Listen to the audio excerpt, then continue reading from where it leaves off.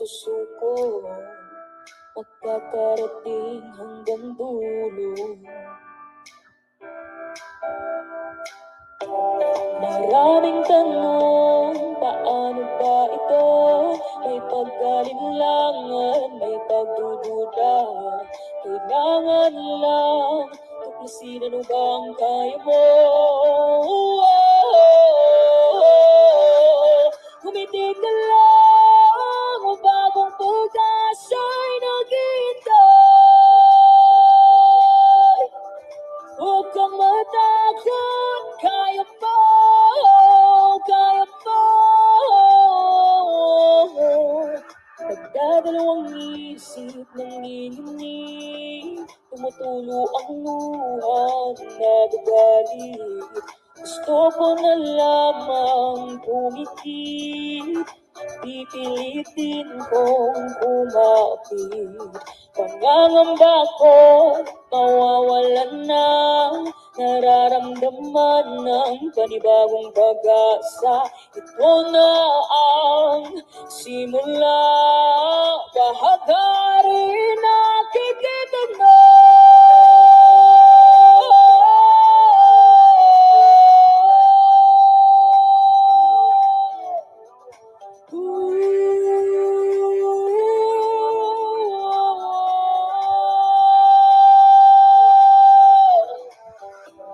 Humiti ka lang, bago pag-asa ay naghihintay. Huwag kang matakot, kaya pa, kaya pa. Humiti ka lang, bago pag-asa ay naghihintay. Huwag kang matakot, kaya pa.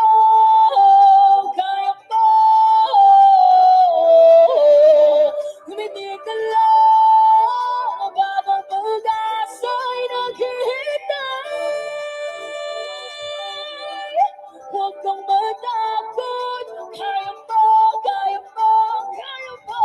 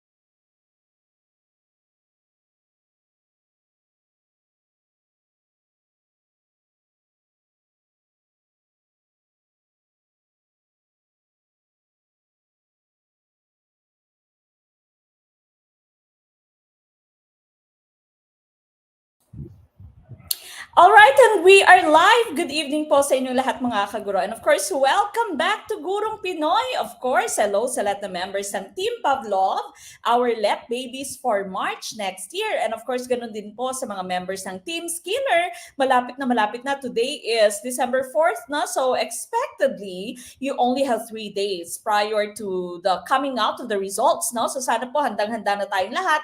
Kayang-kaya mo, sabi nga ng ating kagurong si Ma'am Angelica Alves, no, yung kanina pong inyong narinig na theme song ng lahat ng mga kaguro sa saan man pong dako ng mundo. No? So again, tonight we will be discussing professional education items. This is the last part for our diagnostic test.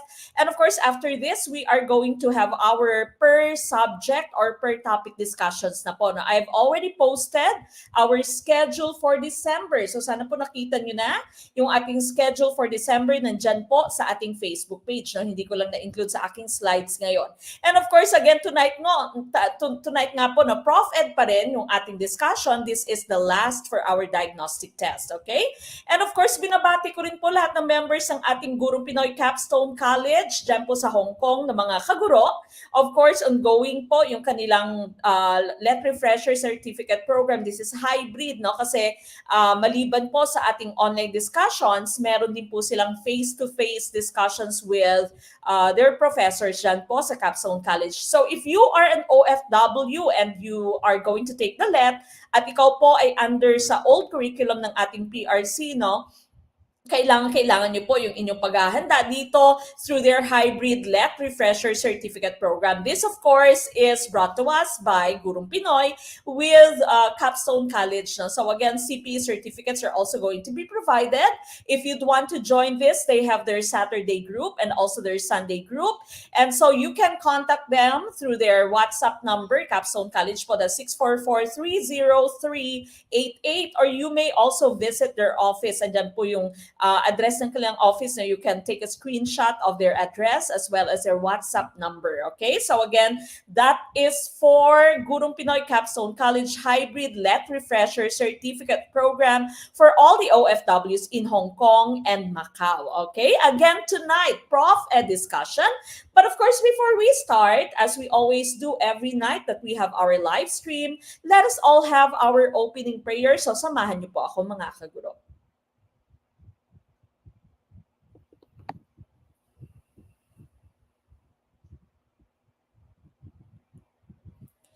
Dear Lord, I come to you to ask for your guidance and direction in this study session. I ask that the Holy Spirit fill me with strength, creativity, and understanding to get through my studies without difficulty or sin. Help me hold my focus and attention. Help me to retain all that I learned. Please make my mind sharp and keep distractions at bay. If any part of my studying is weak or lacking in some way, let it be revealed so that I may correct it. Thank you for this opportunity to learn. Amen.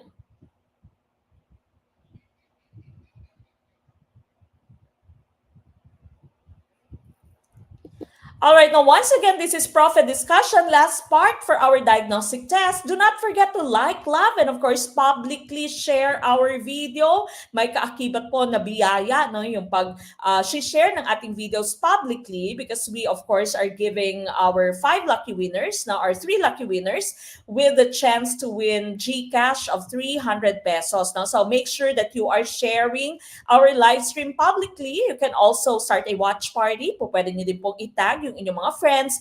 And of course, do not forget to like and love our video. Okay? Good evening po sa inyong lahat. Ayun, isi-share ko ito para sa GCash. Sabi ni Sir Johnny Sombise from Team Skinner. Hello, future LPTs. Kakamiss manood. LPT na ako noong May 2023. God bless, Ma'am Mek. That's coming from Teacher 10. Hello po. Good evening. Good evening sa inyong lahat. Again, please do like, love, and publicly share our video.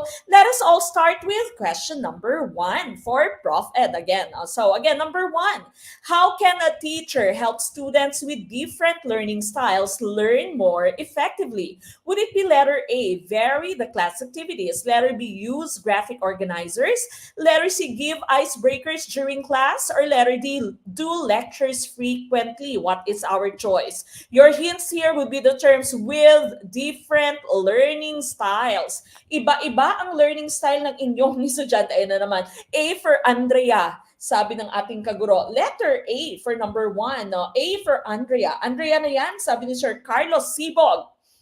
Okay, so again, your very important terms here would be the terms with different learning styles. Merong auditory learners, nakikinig lamang, sapat na. No? Ito yung mga marites natin, okay? Nakikinig lamang, sapat na. Meron din namang visual learners. Dapat may visuals ka. Dapat pinapakita mo, nakikita nila, nasa drawing, nakasulat. No? Meron kang tactile learners, no? Yung mga magagaling sa paghimas, pagpisil, sana all, di ba? Magagaling with their fingers. tactile learners. Meron ka din namang kinesthetic learners. No? Ito yung mga kiti-kiti, okay? Mga ADHD, no? So, you have different types of learners. May global learners, may analytical learners. Mamaya, nandyan po sa ating items yung mga terms na yan. No? So, if you are a teacher, and of course, hindi po pwedeng iisa lamang yung tipo ng estudyante mo. Lahat po ng estudyante natin, iba-iba. Okay? So, iba-iba po yung klase ng ating mga estudyante. We have students with special needs. We have students who are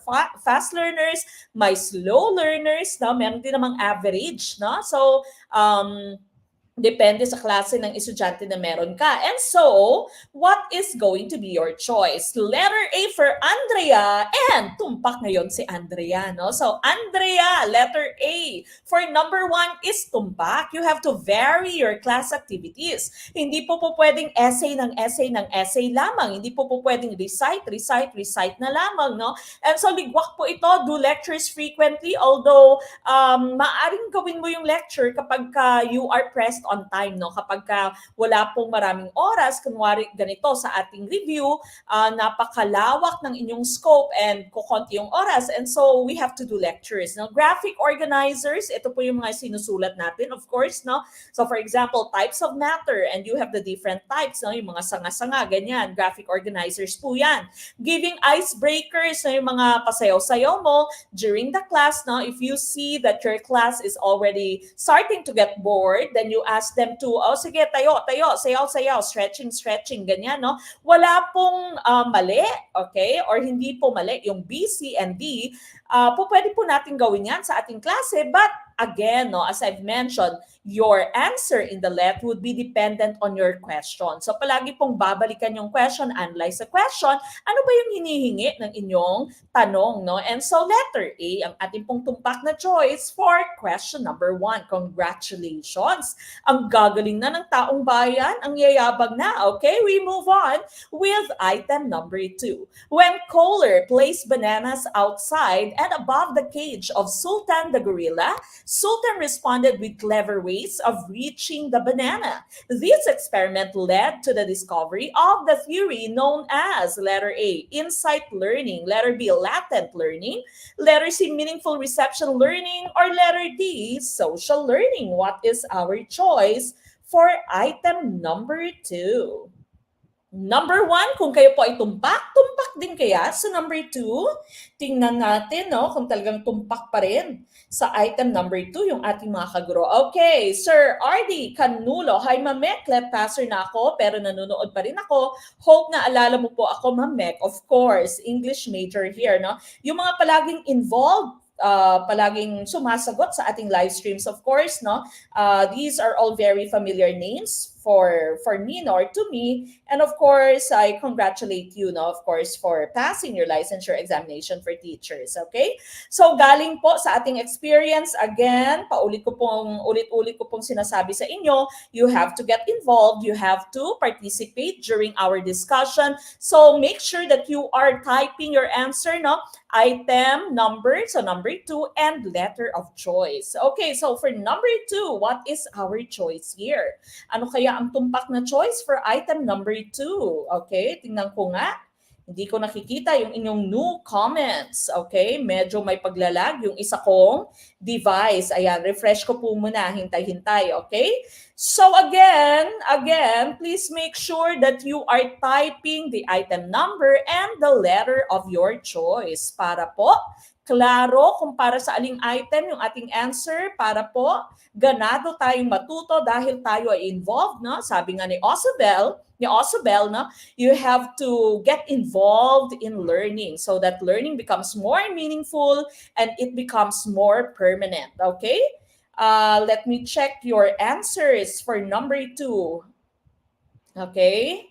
Saglit lamang po, chine-check ko po ang inyong answer, no, for item number 2. Item number 2, what is your choice? Hala, gaya-gaya, sabi ni Sir Jose. Jose Mari Likayan. May gumagaya sa sagot ni Sir Jose? Lag talaga yung aking isang device, no? So puntahan po natin yung ating choices dito na itong ating sagot, okay? So pasensya na po Sir Edward Orogo, naka freeze po yata yung inyong sagot, no, sa item number 2.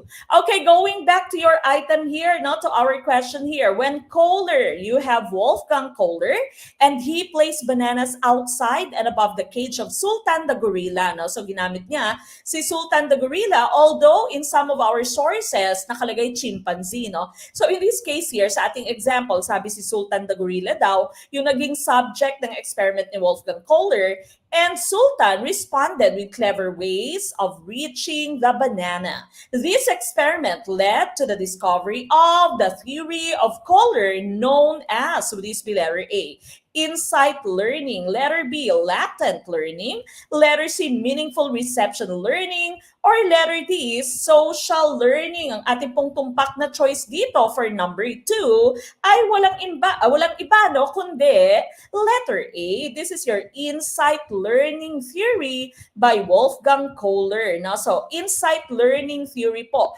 Pupuntahan natin mamaya yung insight learning, and of course, ganun na din po yung inyong latent learning. Discuss ko lamang po ito na madalian. Of course, we are all familiar with your meaningful reception learning or meaningful learning theory. As I've mentioned kanina, ito po ay kay Osobel. Okay, so this was by Osobel. At sabi ni Osobel, you have to get involved in the learning process. You have to participate in class discussion, no?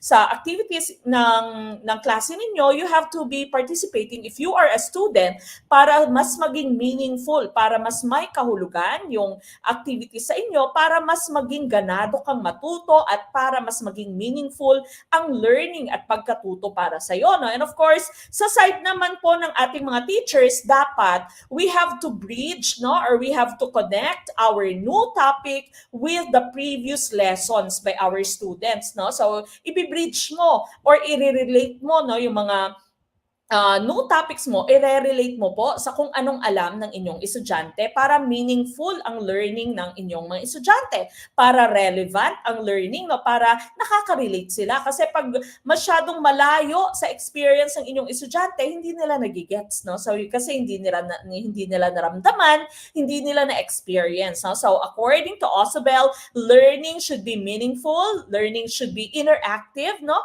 And so the student would have to create his or her own meaning. So constructive din siya. All right? And social learning theory, of course, was by Albert Bandura. Ito po yung sinasabi nating learning by observation and by imitation. Okay? So very important sa ating parte, no, bilang mga teachers, that we have to be models, no? We have to be role models sa ating pong mga estudyante. Kasi nga sabi nila, values are caught, not taught. Kahit na anong salita mo, kung hindi mo ginagawa yung inyong sinasabi, iba po yung mai-imbibe ng inyong estudyante. No? Kung ano yung nakikita ng mga estudyante, kung anong nakikita ng mga bata na ginagawa ng mga mas nakakatanda, sa mata ng bata po, yan ay tama. Okay? So, be very, very careful whenever you are around very young kids, no? Because they can learn through social learning. According to Bandura, again, that is by modeling, by observation, and by imitation. Okay? And so we go to your insight learning and latent learning. Ano naman po yung insight learning at latent learning? Ito po yung insight learning, no? Sabi ng insight learning mo, the sudden realization of a solution to a problem. And so sometimes this is called aha learning. Aha! Okay? So whenever you realize something sa ating mga cartoons, no? Kapag ka merong light bulb na umilaw, di ba? Merong ideya, merong insight, kumbaga. No? So that's the sudden realization of a solution to a certain problem. That is what you call insight learning. Okay? So here you have several features. No? Unang-una, impasse. When you say impasse, the solution emerges after an impasse of failed attempts. Kumbaga, when you say impasse, walang solusyon, walang success, no? So paulit-ulit mong tinatry pero hindi successful. That is what you call impasse. Now, after you have failed so many times, after so many attempts, you try to restructure. No? When you say restructuring here, your solution involves novel restructuring of the problem. When you say novel, no, ibig sabihin po ng novel dito, hindi po nobela, kundi bago. Okay? So you try to restructure the problem. Titingnan mo ngayon yung problema at another angle. No? So bagong atake sa inyong problema until such time that a solution appears suddenly. And that is your aha moment. No? Aha moment. Okay? So you have several examples here at the right side of your screen. Not being able to generate a design solution for several days, and then you realize that the solution is, or you realize the solution while on a walk through the woods. And so napaka-importante din po that we are taking breaks, no? So sometimes kasi if you are immersed at your work, no, you are very very much immersed, masyado kang naka-concentrate sa inyong trabaho, no, fail ka ng fail, minsan kailangan mo po ng fresh air, di ba? So kailangan mong lumabas muna, magpahangin, di ba? Nakikita natin sa ibang mga K-dramas, no, na sila ay pupunta muna sa labas, magkakape, minsan magsusmoke, no? And of course, hindi natin ina-advocate yung smoking, but sometimes it happens, and suddenly the aha moment comes, no? So sometimes it can happen. That's according to your insight learning.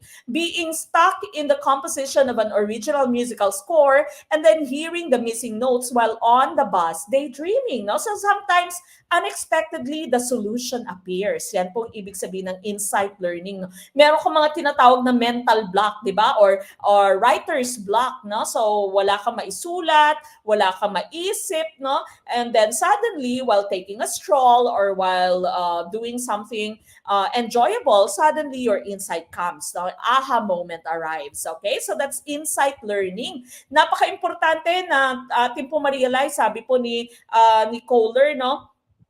When you say insight learning, hindi po siya trial and error. Hindi po siya trial and error. Kasi di ba, pag trial and error, you try, you fail, you try again until you succeed, no?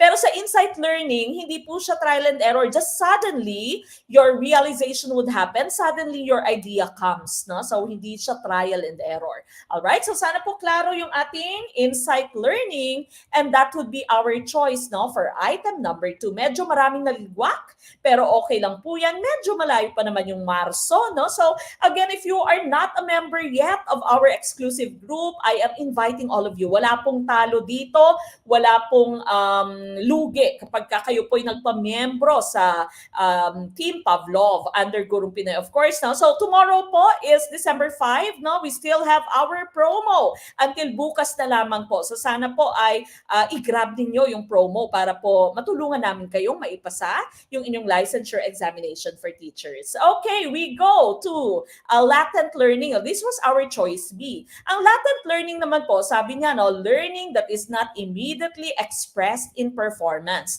Learning that is already attained, pero you are going to put this in use later, no? So later mo pa magagamit. For example, dito, a young boy watches his dad work with screws and tools, but doesn't use tools for many years. Without any instruction, he is able to perform the task. Kumbaga, gagamitin mo siya at a later stage, no? At a later period of time. That's latent learning, okay? So you have learned something, pero hindi mo siya ma-express, kumbaga, hindi mo siya ma-demonstrate until you are given the chance to demonstrate it. No? So that's your latent learning, at ito naman po ay according to Tolman and Honzik, okay? So sana po klaro, insight learning theory, we've discussed that. Latent learning, we've just discussed that. Of course, tapos na din po yung meaningful learning theory and your social learning theory. Okay, we go to item number 3. Okay, number 3, ayan na, different types of learners.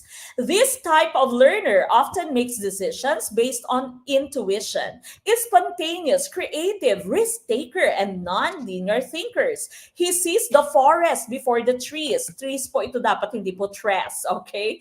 He enjoys working in groups. This type of learner is known as letter A, analytic, letter B, visual, letter C, global, or letter D, auditory. What is our choice? Aba, ayun na. na. Samot-sari may letter A and C. Okay? So, based on intuition. Okay? So, depende sa kanyang feeling. Spontaneous na walang plano. Bahala na si Batman. YOLO, no? You only live once. Creative. Risk taker, no? Bahala na sa kung anong sasabihin ng iba. Basta gagawin ko to. Non-linear. Kumbaga ay hindi siya ordinaryong mag-isip, no? This person or this learner is always thinking outside of the box. He sees the forest before the trees, so the bigger picture, the bird's eye view. Yan po yung mga kalimitang makikita ninyo sa inyong item sa left, no?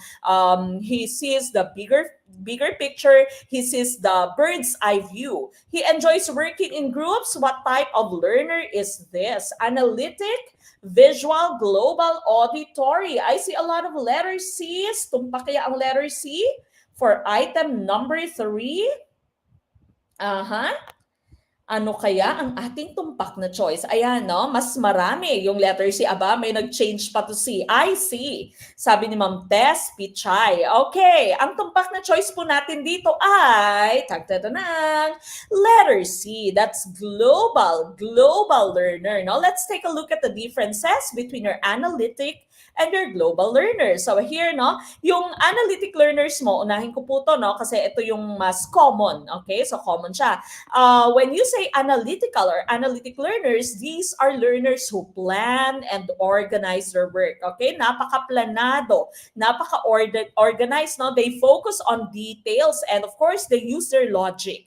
They prefer to work individually on activity sheets, no? Kasi nga, they always want to have a plan. Gusto nila meron lagi may plano, plakado, no, may organization. They always have their focus on the details. So ayaw na lang pinapakailaman ng ibang tao yung kanilang ginagawa. No, minsan ganito ako, no, gusto kong plakado, no, so organized, nakasulat lahat ng detalye or nakaschedule, no, lahat ng bagay, no. While when you say global learners, they are spontaneous. Ito kanina yung mga words natin sa ating item, spontaneous, intuitive. When you say spontaneous, wala pong plano. 'Di ba? Minsan mas nagkakatotoo or mas nakakapag-party kayo or nakakapag-excursion kayo kapag ka-spontaneous, 'di ba? Kapag ka walang plano. Information needs to be presented in an interesting manner. So dapat interesting yung manner ng presentation mo, attractive yung materials mo, and they'd like to work in groups. Okay? So that's your global learners. Some of us may be in the middle, no, of being global learners or analytical learners. So I also like working in groups, no? And sometimes I also want to be spontaneous. So minsan hati, no? But of course, hindi din pwedeng kalat lahat ng inyong trabaho. Lalong-lalo na po kayo, no, kapag kayo'y naghahanda sa ating licensure examination for teachers, dapat po meron tayong plano. 'Di ba? Dapat meron tayong schedule. Hindi po pwedeng kung kailan mo lang gustong umattend ng review, no? Kung kailan mo lang gustong makinig or kung kailan mo lang po gustong manood ng videos, ganun lang, no, yung inyong gagawin. Okay? So you also have to have your plan and your schedule. Okay? So that's the difference between your analytical and global learners. Okay?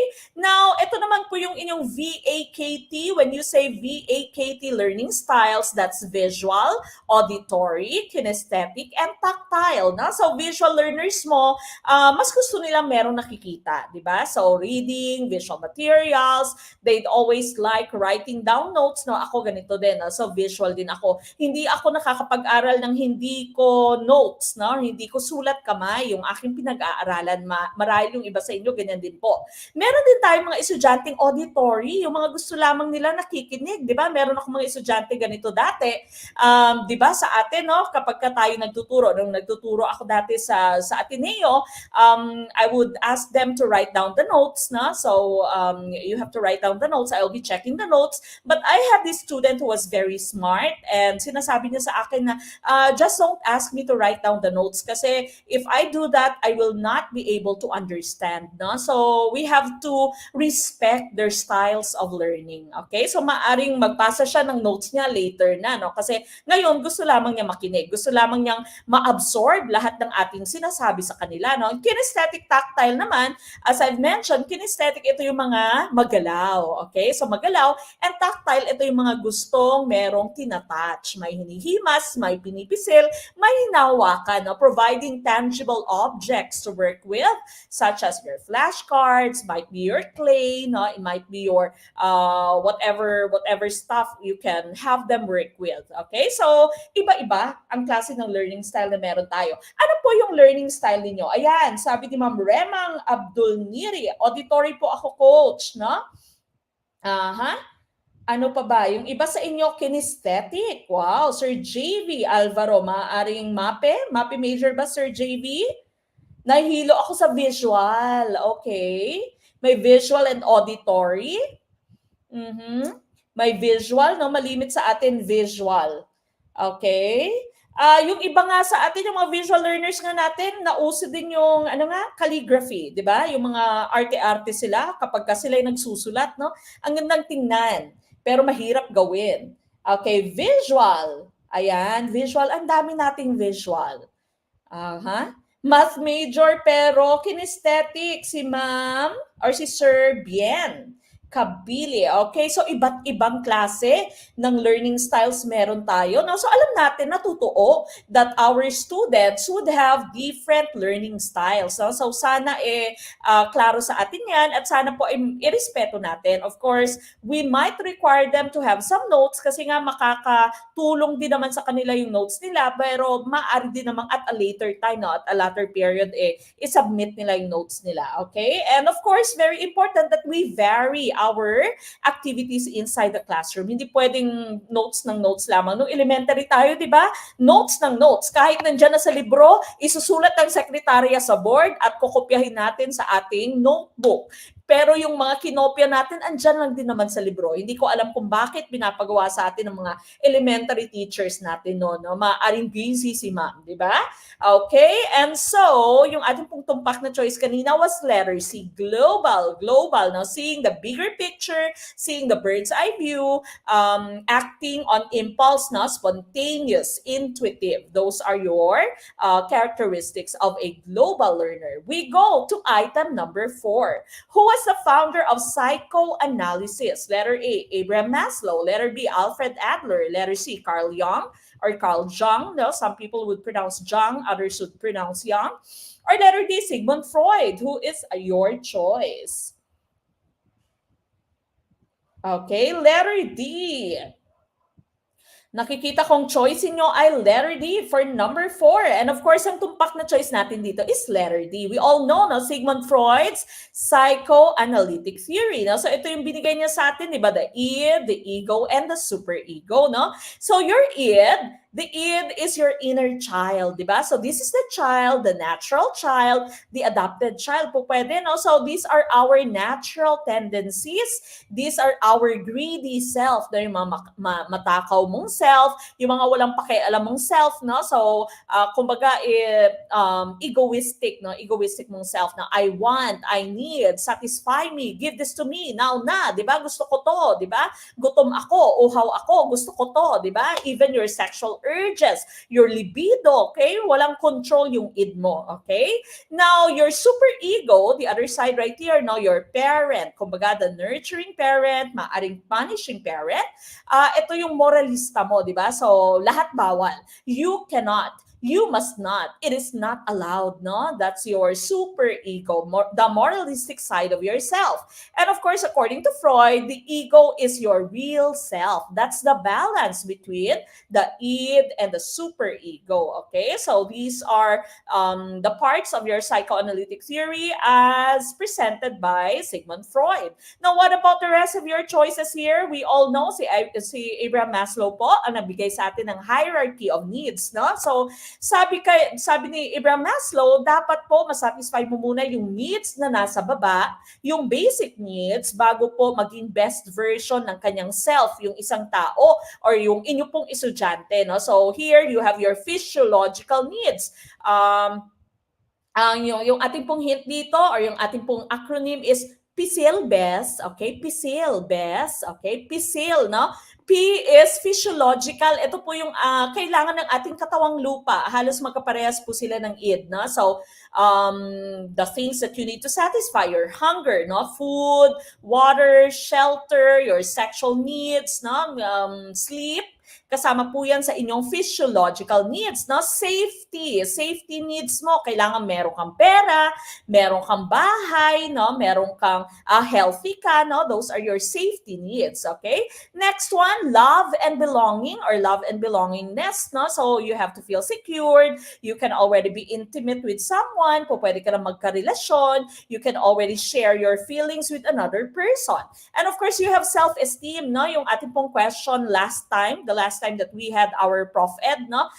Your questions like, meron kang achievement, meron kang self-respect, meron kang self-confidence. That would already part of your self-esteem. And of course, your highest version would be self-actualization or the highest level, no? According to the older version ito ng Maslow's hierarchy of needs. Self-actualization. When you say self-actualization, ito na yung rurok ng tagumpay mo. Ito na yung best version ng self mo, no? Kung gusto mong maging master teacher or gusto mong maging principal, gusto mong maging head ng ganito, ganyan, gusto mong magkaroon ng negosyo, no? The best version of yourself. And that means you've already satisfied the lower levels. That would be self-actualization. And of course, sa bagong version po ng Maslow's hierarchy of needs, ang highest natin is self-transcendence. Hindi na lamang yung sarili mo, yung gusto mong baguhin, yung gusto mong maging successful, but you are also trying to help other people. Now, that's self-transcendence. That's according to Maslow's hierarchy of needs. Now, yung inyo pong Alfred Adler, letter B, he gave us individual psychology. No? So, para sa kanya, ang goals daw po ng isang tao would be to conquer, no? Conquest, then perfection, to become perfect, to have security, and of course, to be superior. No? So, halos magkatulad lang din naman sila ni Maslow. No? So, individual psychology, according to Alfred Adler, the goals of human beings would be conquest, perfection, security, and superiority. And of course, si Carl Jung, he gave us collective unconscious. When you say collective unconscious, sa lahat ng kultura, no, merong ganitong pag-iisip. Yan pong ibig sabihin ng collective unconscious. Sa anumang klase ng kultura, iba't iba man tayo ng lahi, merong kumbaga common na unconscious yung lahat ng klase ng tao. Meron kang archetypes, no, or archetypes. When you say archetypes, these are your universal models. Kunwari, yung nanay mo ay modelo mo, yung mga idol mo, these are your models. So lahat ng klase ng tao daw according to Jung, no, maaring American, British, Japanese, Korean, maaring Muslim, maaring Kristiyano, maaring iba-iba yung lahi natin, pero meron talaga tayong kino-consider na archetypes natin, so our universal models. And of course, we also have our dreams. Meron tayong mga pangarap sa buhay. And these are actually the window to our unconscious. No? So, ayon kay Carl Jung, merong meaning yung ating mga dreams. Diba? Mahilig tayo sa mga meaning ng dreams. Okay? So, medyo malalim na no, yung interpretation ni Carl Jung. Okay? Pero, letter D, Sigmund Freud po ang ating hinahanap for number 4. We move on with item number 5. Wendell can understand that his mother can also be a daughter and a sister all at the same time. This suggests that Wendell is in the letter A, concrete operational stage, letter B, sensory motor stage, letter C, pre-operational stage, or letter D, formal operational stage. What is your choice for item number 5?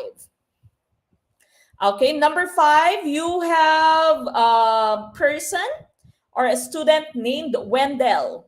And he can understand that his mother, although his mother is his mother, the mother can also be a daughter, a sister, all at the same time. So in what level would you find Wendell according to Piaget's cognitive development theory? No? So your choices would fall under Piaget's cognitive development theory. What is your choice for number 5? Please put your answer in our comment box.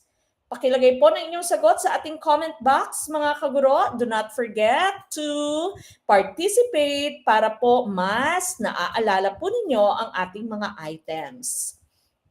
Okay, what do you think is the right choice? Number 5. Number 5, what is our choice? Okay, I see A's.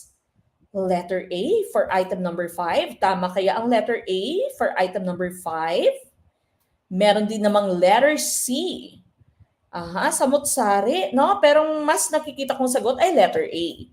Totoo kayang choice ninyo ang letter A or gumaya-gaya kaya kayo sa letter A, no? So you have Wendell again, and he understands that his mother can also be a daughter and a sister. And so at which level can we find Wendell according to Piaget's cognitive development theory? Ang tumpak na choice po natin dito is letter A. Tama po yan. Concrete operational stage. Let's take a look at your slide. No? So here, very important ideas natin. No? Puntahan muna natin tong important ideas, although we've already discussed this in our previous discussion. No? So schema, you remember what your schema is? Ang schema po is when you initially have this idea, di ba? Initially have this idea. Nasa item natin yan last time, di ba? So the initial or the first time that you have had this idea, you'd call that your schema. Yan, tama yan, Ma'am Jenny Ann Banyasha. No? So schema. And when you still have the same schema, two S's, the same schema. Kapag ka yung schema mo ng aso would be isang hayop na may 4 na paa, may buntot, no, at may buhok, at nakakita ka ng isang kabayo. Yung kabayo po ay of course meron ding 4 na paa, may buntot, may buhok, at tinawag mo yung kabayo na aso, you still are using the same schema, then you'd call the process assimilation. Assimilation, the same schema, assimilation. Now, once you have realized that pet or that animal is not a dog, that is a horse, that would already be a change in your schema. Change in schema, you call the process accommodation, di ba? Accommodation. Meron pa pong isang term dyan na equilibrium. In other sources, it would be equilibration. No? That's the balance between your assimilation and your accommodation. And of course, according to Piaget, your learners, your students would need to be active, no? So that they can easily remember all these things, so that they can easily have all this knowledge. So they have to be active learners. Okay, so here you have the 4 different stages according to Piaget's cognitive development theory. Smart people cook fish. Meron ako nakita a while ago now. So smart people cook fish. Sensory motor is the first stage, followed by your pre-operational, followed by your concrete operation or concrete operational, and formal operations, or you can also say formal operational. Okay, so sensory motor, pre-operational, concrete operational, and formal operational. Okay. Now, sensory motor stage mo, from the term sensory motor, no? So here, the child is using his senses, his different senses, and the child is also trying to develop his motor skills, no? Kaya merong sensory motor dito, the senses and the motor skills, no? So here, you have the different reflexes, no? Yung mga movements ng bata na innate, no? When you say innate, walang nagturo sa kanila. Alam lang nila kung paano gawin, di ba? Yung innate movements mo, innate reactions, these are called your reflexes. For example, yawning, paghikab, pag-ubo, pagkisap ng mata, di ba? Walang nagturo sa atin kung paano gawin yung lahat ng yan, no? But these are things that are innate to us, and so we call this our reflexes, okay? Object permanence, pag sinabi mo pong object permanence, alam ng bata na kahit na nilagay mo sa ilalim ng kumot yung kanyang laruan, andyan pa rin yung laruan. Okay, so that's object permanence. This would be reached, no? This milestone would be reached during your sensory motor stage. Your thumb sucking, okay, so thumb sucking, this would happen during the sensory motor stage still. And of course, learning to move, no? So learning to develop his motor skills or her motor skills, those would all fall under your sensory motor stage. Now we go to your pre-operational, now from age 2 until age 7. Here, very important yung inyong pretend play. Okay? So symbolic thinking, no? Sometimes you'd see it in the left na symbolic thinking siya. Pretend play, no? So mahilig siyang mag-pretend na siya ay diwata, siya ay si Superman, si Superwoman, siya ay si Elsa, for example, no? So that's pretend play or symbolic thinking that would fall under your pre-operational stage. Object representation, kailangan merong objects, no? So, dapat nire-represent mo ng bagay-bagay ang isang ideya. Kapag abstract, hindi po nila nagigets yon, okay? Egocentrism is the most important na characteristic ng isang bata dito. When you say egocentrism, very selfish yung bata. Akala ng bata kung ano yung kanyang nakikita or kung ano po yung kanyang nararamdaman, ganun din ang nakikita at nararamdaman ng ibang tao sa paligid niya, no? So that's egocentrism.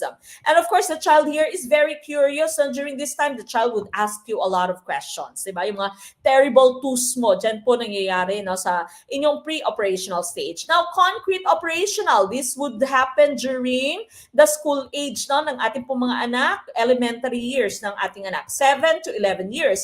They can already classify, they can already conserve, no? When you say conservation, kahit na nilipat mo yung laman ng baso into a taller and narrower glass, the child would know na walang nabago sa amount ng inyong tubig, okay? The amount of water is conserved. Inductive logic, no? So, more or less, meron na din siyang logic, pero it's still inductive. Hindi pa siya ganun kalalim. Kaya kanina, no, sabi niya, although this person is his mother, this person is also a daughter and a sister, no? So, meron na siyang inductive logic. And this person or this child already has the view of others, no? More or less, meron na siyang view of others. Hindi na siya masyadong egocentric, katulad po ng pre-operational stage. And of course, the last stage here is formal operations from 12 years old and beyond. Now, sa abstract thinking, scientific thinking, the child is able to develop his identity. And of course, the child is able to tackle moral and social issues. No? The child can understand abstract and deductive reasoning. All right? So these are the 4 stages of cognitive development according to Piaget. Okay? So sensory motor, pre-operational, concrete operational, and formal operational. Ang ating pong tumpak na choice kanina was letter A, concrete operational. All right, we go to number 6. Which of the following statements is not true about Dale's cone of experience? Letter A, bottom levels are more inactive. Letter B, top levels are symbolic. Letter C, upward movement means more abstraction. Or letter D, download movement means less concreteness. So we've talked about Dale's cone of experience last time, di ba? Sa ano kaya ang ating tumpak na choice for number 6? Ala, iba-iba pa rin ang inyong choice. Naku po. Okay? We're talking about Dale's cone of experience. So ayon kay Edgar Dale, no, the more authentic the activity is, the better for our students. Now, we have to make learning more authentic. We have to give them more meaningful experiences and more relevant experiences inside the classroom. The student should be able to relate with our examples, no, na binibigay natin sa kanila. Ayan. Okay, A, C, D. Okay? Pero mas maraming letter D. Meron din namang letter B, no? Pero mas marami talaga ang letter D. Mas marami kaya ang tumpak sa number 6? Or mas marami kaya ang ligwalkers? Tingnan natin, no? So, hinahanap natin dito, although this is pertaining to Dale's cone of experience, sana po hindi tayo nabulag sa katagang not. Okay? Not true. Not true. We are looking for something that is false. Okay? Something that is false, no? Something that is not true or untrue according to Dale's cone of experience. And what is your choice? Ayan, no? So, ang tumpak na choice po natin dito would be letter D. Tama po yung letter D. Diba? Remember, no? Mamaya ipapakita ko sa inyo. Kasi sabi ng letter A mo, the bottom levels are more inactive. Meaning, mas merong objects, no, na inyong ginagamit. Diba? You remember Brunner's and active learning. Diba? So, hands-on learning. Top levels are symbolic, meaning yung top levels mo are abstract. Upward movement means more abstraction. So, parehas lang po yung B at C mo.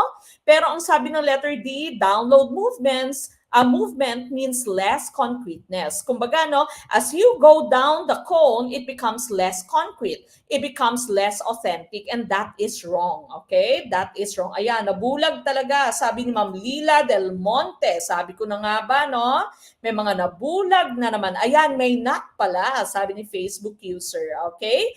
And so, ang tumpak na choice is letter D. Let's take a look at your cone. Okay? So here, you remember, no? We only remember 10% of what we read, 20% of what we hear, 30% of what we see, 50% of what we see and hear. No, these are your passive learning. So, mas abstract po yung nasa taas. Yung abstract po ay nasa taas. Ang active learning mo would be found at the bottom. Ito po yung mas inactive, mas authentic, mas real-life experiences. Now, 70% of what you say and write and 90% of what you do. Okay? So, wrong kanina ang letter D kasi sabi po ng letter D, as we go down, okay? Download movement means more abstraction, and it is wrong because as you go down the cone, it becomes more more solid, no? Kumbaga, it becomes more concrete. It becomes more concrete. Okay? So, letter D, ang ating pong tumpak na choice for number 6. We go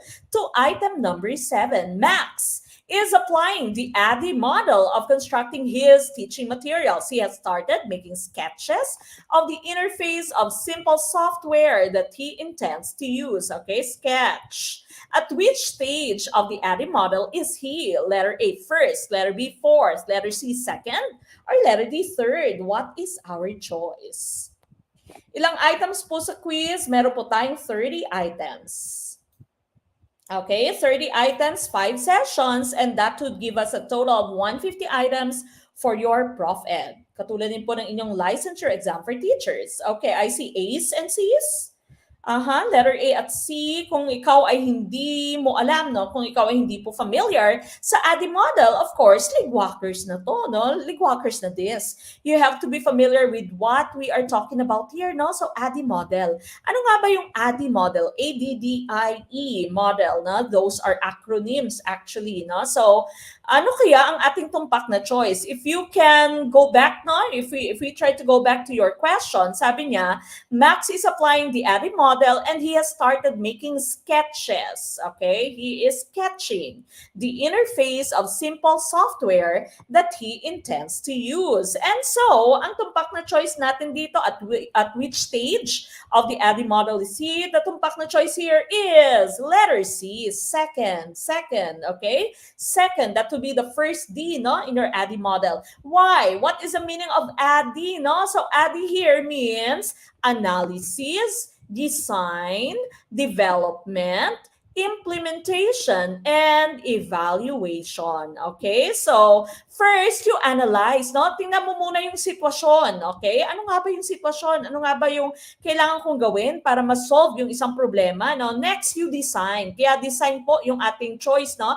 The second stage, letter C, because he was trying to make sketches, di ba? Nagsisketch na siya. Based on your analysis, make informed decisions to design the best possible learning experience. After designing, of course, the next step would be to develop your design. No? So bring your learning experience to life by building your end product. After you've already developed your product, implement it or use it. No? So distribute your product to your audience. And after they have used the products or you have used the product, you evaluate, you check naging effective ba siya, na-solve ba yung aking problema, no? Ano bang kailangan kong i-tweak? Ano pa ba yung kailangan kong i-improve, no, sa aking pong produkto? Okay? So again, analysis, design, development, implementation, and evaluation. Your answer for this item was letter C, second stage, design stage. All right, we go to item number 8. Accessing all the learning areas, what is a percentage contribution of quarterly assessment to the grades of a learner from grades 1 to 10. O, grades 1 to 10, under your K to 12. Ano po yung percentage na ating binibigay for your quarterly assessment? First quarter, second quarter, and so on na exams mo. Letter A, 30%. Letter B, 20%. Letter C, 10%. Or letter D, 25%. Okay, I see a lot of letter B's. Tama kaya ang letter B, no? Letter B for this item. So again, if you want to enjoy the full-length video and download all our files, balikan lahat ng ating mga videos, become a member of Team Pavlov. We still have our promo until tomorrow. Kung kayo po ay makakapag-join na as early as you can, if tonight you can already join, the better, di ba? Because marami na po tayong mga videos at mga files na nandyan po sa ating exclusive group na pwede mo pa pong balikan, lalong-lalo na meron po tayong Christmas break, di ba? So po pwede nyo po balikan lahat ng files natin bago po tayo sumalang ulit, no? Continuously from January until the day that you take the LET, okay? All right, what is your choice? I see a lot of letter B's. Sabi ni Ma'am Labil, Coach Mek, how to join po? Just send a message through this Facebook page. Kung saan po kayo nanonood ngayon, no? Just send a message to this Facebook page. Okay, I see a letter B. Tama kaya ang letter B for this item? 20%, no? So sabi from grades 1 to 10. Ano yung percentage contribution ng quarterly assessment? Ang tumpak na choice po natin dito would be bago po yan, no, hinahanap po natin would be quarterly assessment, grades 1 to 10.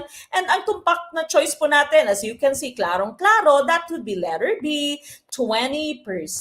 Okay, so 20%, all quarterly assessment, no, from grades 1 to 10 would get a percentage score or percentage contribution of 20%.